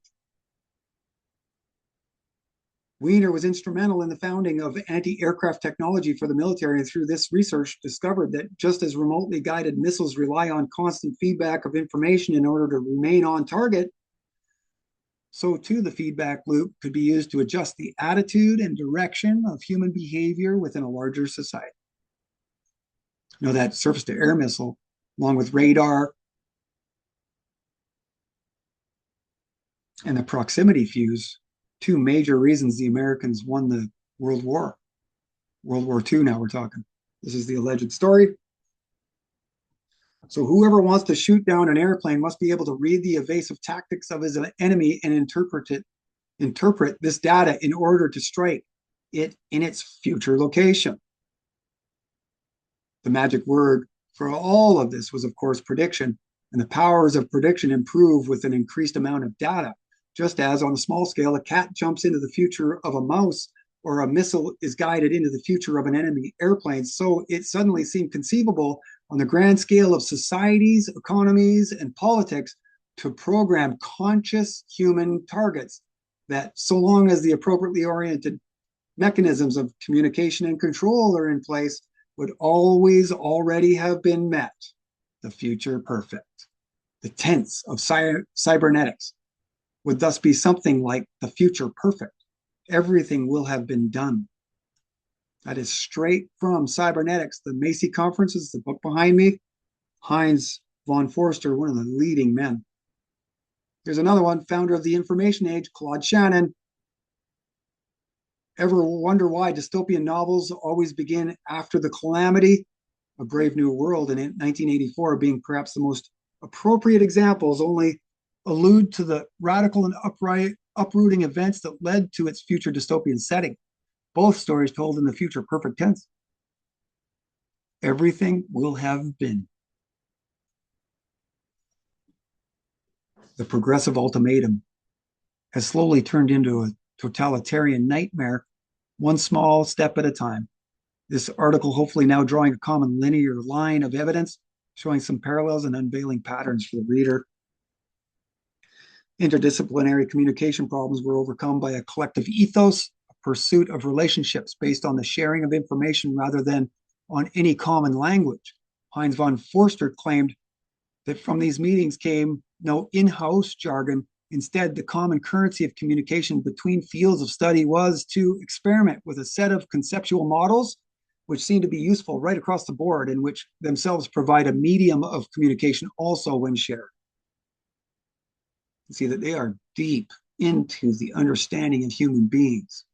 A set of models was established based on three main elements, each of which derived from groundbreaking research conducted by Macy invitees in the 40s.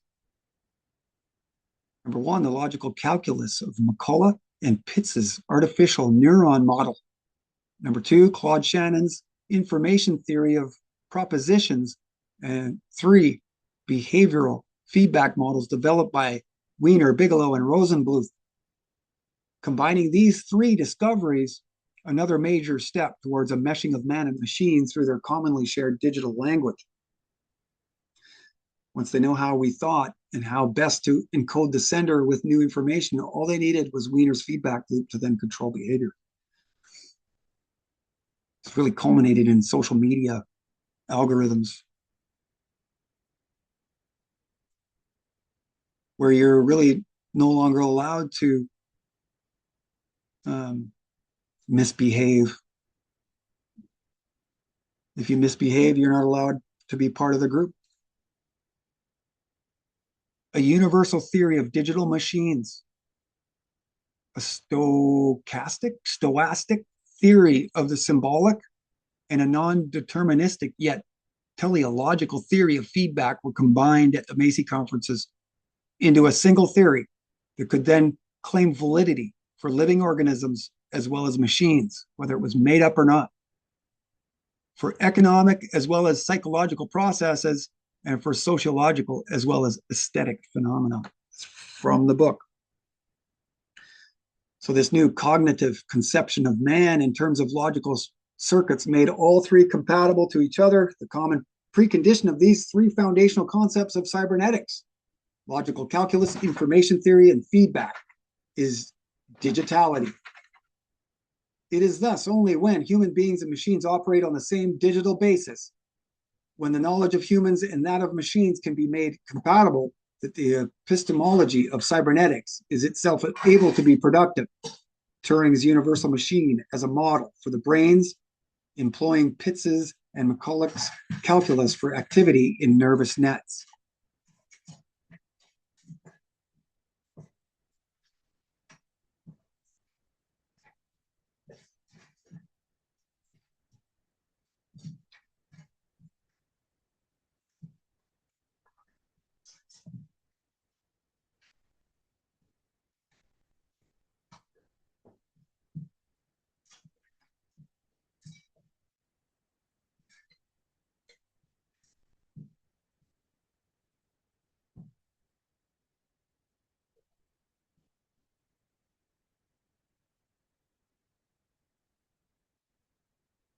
Okay.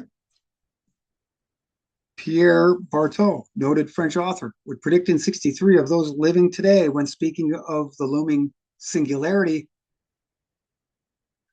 The human beings who are integrated into these apparatuses must necessarily become different human beings. They will no longer fit the previous concept of human.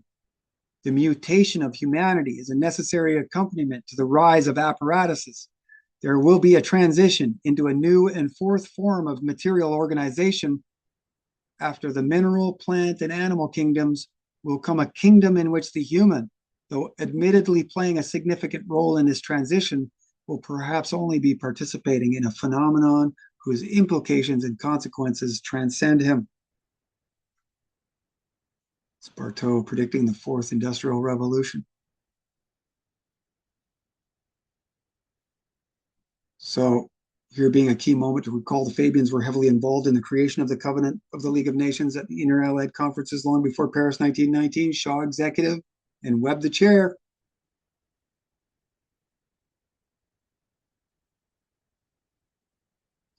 These cyberneticians were at the same time lifting anchor and giving direction for a far off yet to be discovered destination where their great society will have already been.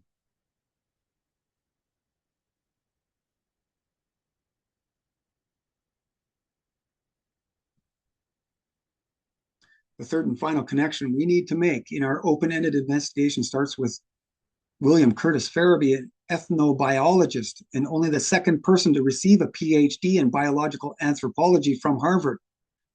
He's in that inquiry picture. He's in the back, in military garb.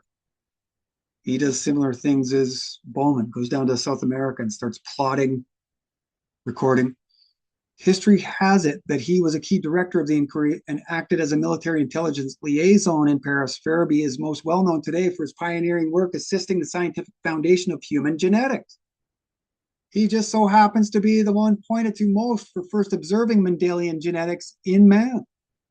Farabee, as the president of the American Anthropological Association, also playing a key role in propagating Mendel's ideas into the human sciences now. Just as T.H. Huxley and the rest of the Royal Society worked like a bulldog weaponizing social Darwinism as an entering wedge, so too William Bateson and William Curtis Farabee establishing Mendelian command of heredity. They needed to make machines more human-like and humans more machine-like. We see both those avenues of research evolving right in front of us, now both gigantic branches within bioscience themselves. They meet in the middle of joining in a singularity, the resolve of man and machine. Cybernetics itself becomes the new science. The Frankfurt School model of social, political, and applied science becomes the prevailing and accepted mainstream science.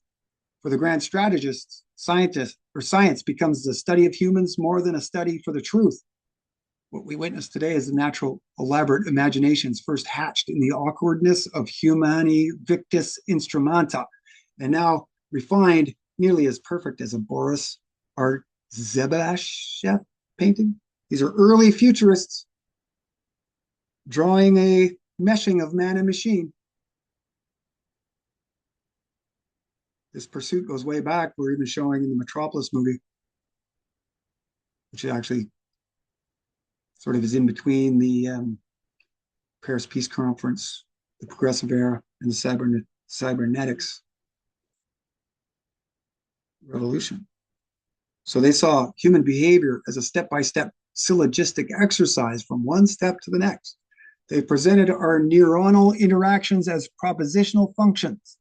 The human self appeared to be computationally constituted. And the more information gathered, the more likely the behavior was able to be predicted. The future perfect, in grammatical terms, is a verb form and used to describe an event that is expected or planned to happen before a time of reference in the future, i.e., Rome will have fallen by then. The sentence is in the future perfect tense, will have fallen, a combination of a modal verb will, a perfect infinite have, and a past participle fallen. Simply put, the future perfect is a grammatical combination of the future and perfect tenses, a grammatical aspect that views an event as prior and already completed. No sense to ask your questions because it's already done.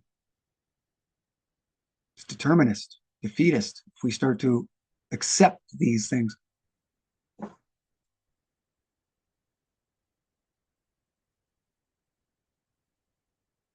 Preferring to focus on the result rather than the occurrence itself, it speaks to a built-in assumption like that in A Brave New World or 1984. So preferring to focus on the result rather than the occurrence itself. It speaks to a built-in assumption. It speaks to a built-in assumption twice.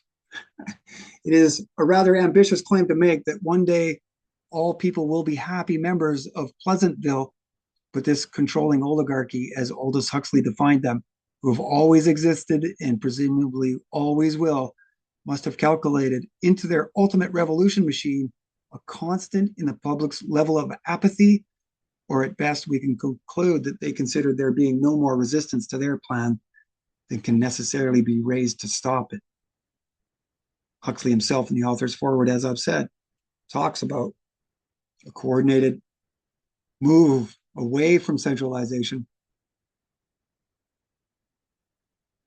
So for the immediate future is likely to resemble the immediate past, and the immediate past, rapid technological changes taking place in a mass-producing economy and among a population predominantly propertyless have always tended to produce economic and social confusion. To deal with the confusion, power has been centralized and government control increased. It is probable that all the world's governments will be more or less completely totalitarian even before the harnessing of atomic energy. That they will be totalitarian during and after the harnessing seems almost certain. Only a large-scale popular movement towards decentralization and self-help can arrest the present tendency towards statism, and at present, there is no sign that such a movement will take place.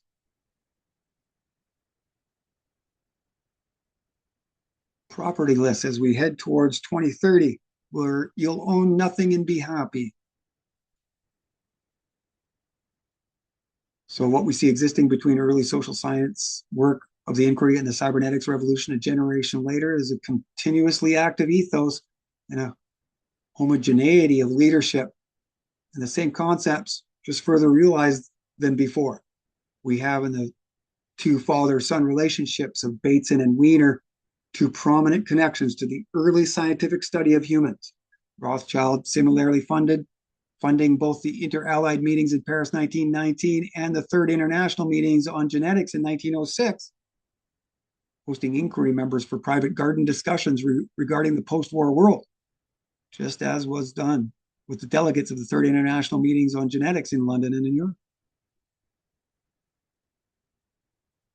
Mendel's Principles of Heredity, we can see that William Bateson's written it. He's got a Master of Arts and several other letters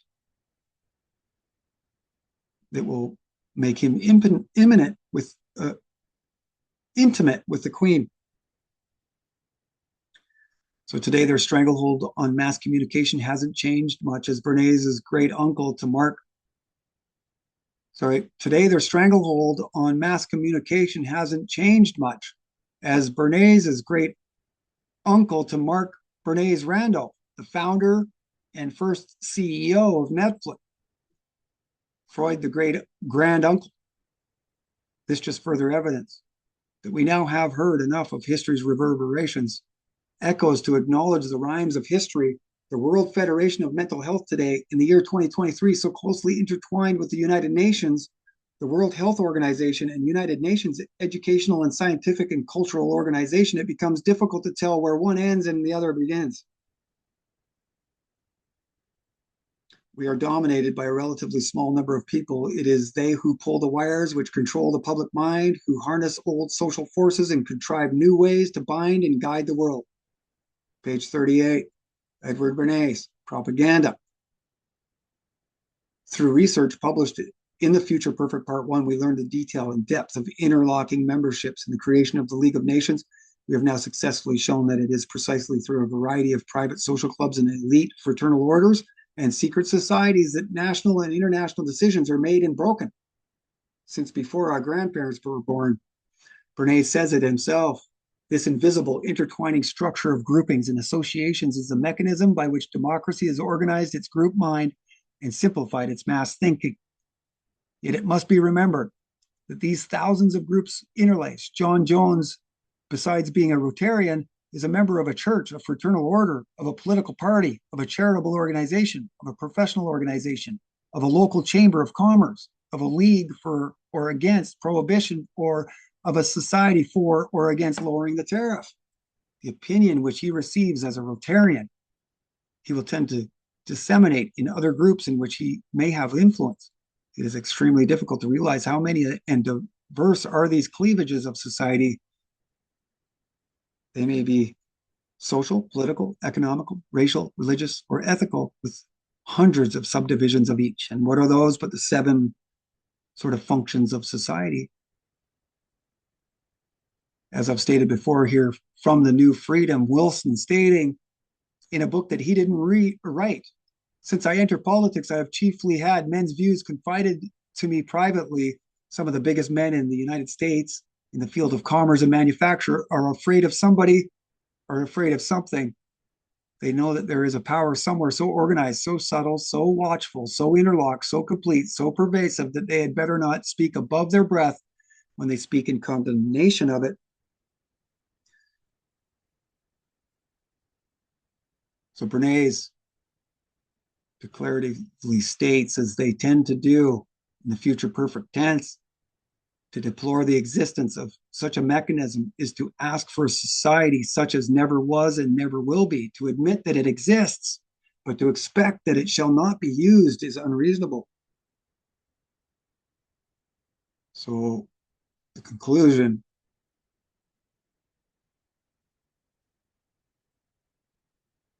simply put, we are in a petri dish. We are in an experiment. All of these men talk about, all subjects in Robert Cecil's autobiography, Great Experiment. Cecil's fellow League creator, James T. Shotwell, called the same reform movement a strange experiment in the social and political sciences. In fact, from Aldous Huxley and Club 1917 to Bertrand Russell and the Cambridge Apostles, from William Howard Taft's League to Enforce Peace to Robert Cecil's League of Nations Union, the word experiment is used very prominently, finding its way into all their League literature.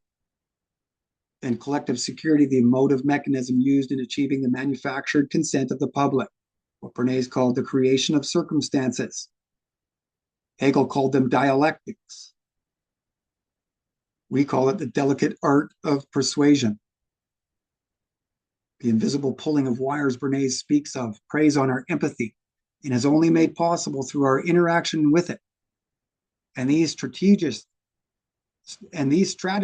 and engineers also seem to be unified in presenting the League and a move towards the Great Society in the future perfect tense, as if their dominance is assured and everything will already have been.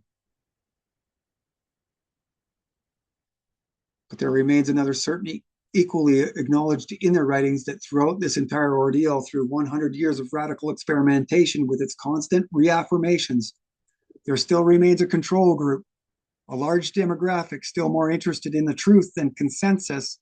This resistance to their experimentation of foundational truth, as we witness ever-growing numbers of people resisting the League's modern manifestation.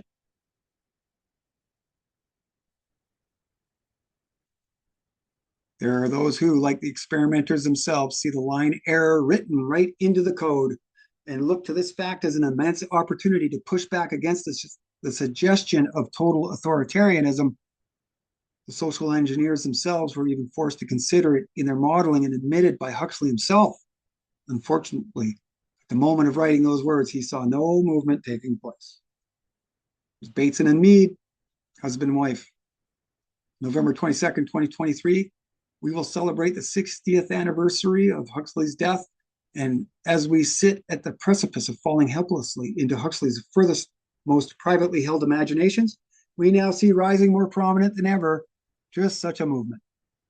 An ever-growing larger number of people beginning to see that this strange experiment went wrong in its conception, that the control of humans on a mass scale as advertised in Hollywood metaphors beyond inhumane and may not even be possible. Their plan is always ambitious, and as we, their children of the future, observe 100 years of history since its creation, hard conclusions are now being drawn. Welcome, my fellow time traveler. Those of us living in the year 2023, now 2026, are living in the days only alluded to in Huxley's A Brave New World or Orwell's 1984. Those unseen and unspoken days of great cataclysmic upheaval and turmoil are now upon us, plain to see. The great taming of nature and the human mind is at hand, and rather than the abrupt and brutal attempt at conquest by material force we were expecting, we are seeing a far more subtle, sophisticated, and discreet social science experiment taking place, built on a delicate art of persuasion and consent. This presents an enemy requiring of us a more thoughtful approach. If we are to win, and we believe, as does Huxley, only a large-scale popular movement towards decentralization and self-help can stop it. Let the record show that 60 years after Huxley's death, the movement has finally arrived. Whether we are oriented properly or not is the question. So hopefully everything just went smoothly there and you guys were following and watching along. If I was a betting man, I'd say not a chance. But I had to follow through there just in case you were. If it cuts out sort of as I was transferring between 1 and 2, I am going to edit this one. We'll just cut the back end off and I'll present Future Perfect Part 1 tomorrow. And then I'll redo the Future Perfect Part 2. All right. So there's a lot of information there. I suggest you take this in slowly.